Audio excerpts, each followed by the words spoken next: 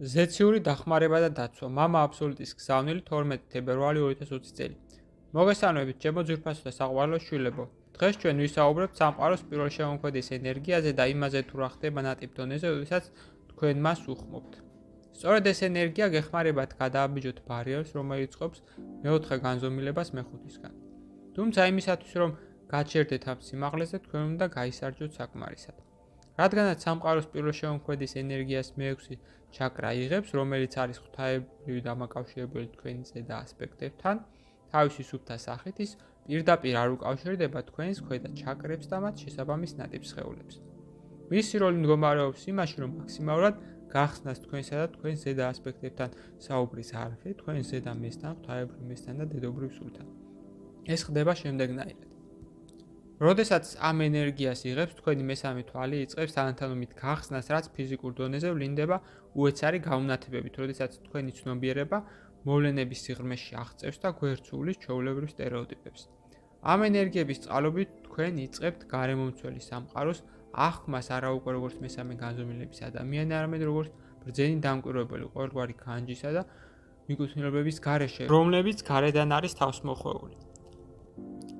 ამასთან ერთად თქვენი ინტუიცია מחვილდება იმდენად, რომ თქვენ თითქმის დაუფიქრებლად იღებთ სწორ გადაწყვეტილებებს, რომლებიც საკეთილდღეო როგორც თქვენთვის, როგორც ადამიანებსაც, რომლებიც ჯერ კიდევ მესამე განზომილების ცხოვრობთ, ასევე თქვენი სულებისთვისაც. თქვენ პოულობთ იმ ბალანსს თქვენს ცხოვრების ყველა სფეროში, რომელიც ნებას გაძლევთ იყოთ ჰარმონიაში ენერგეტიკული, სულიერი და მატერიალური თვალსაზრისით.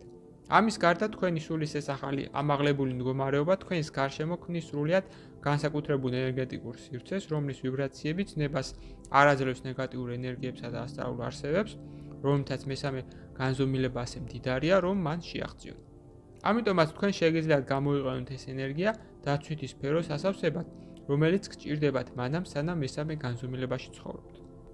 საბოლოოდ კი, როდესაც თქვენ იწყებთ ამ ენერგიის გათვითცნობიერად გამოყენებას, გრძნობთ მის თქვენს მე-6 ჩაკრასთან ურთიერთქმედებას, თქვენ გეძლევათ შესაძლებლობა შეხვიდეთ დიალოგში თქვენ ზედა მესთან, თქვენს ღვთაებრივ მესთან და ასევე დედობრივ სულთან.